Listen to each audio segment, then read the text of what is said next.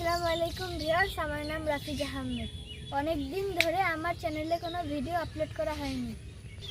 আজকে আমার ছোট ফুপির বাসায় বেড়াতে আসছি। আমার ছোট ফুপির বাসার সামনে দিয়ে একটি নদী প্রবাহিত হয়ে গেছে। আমার ছোট ফুপির ছেলে সুবর্ণ ভাইয়া নৌকা চালিয়ে নিয়ে আসলো। অসাধারণ দক্ষতা তার নৌকা চালানোর প্রতি। আমি এখন সুবর্ণ ভাইয়ের নৌকায় উঠব।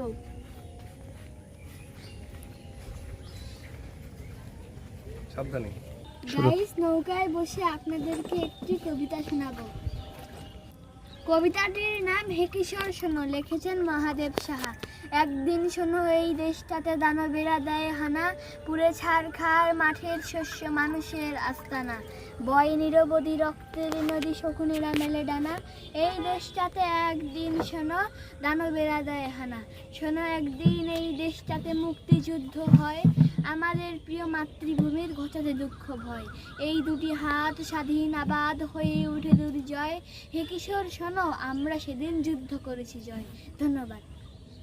আমার ভাইয়া সহ আমরা মাঝ নদীতে এসেছি।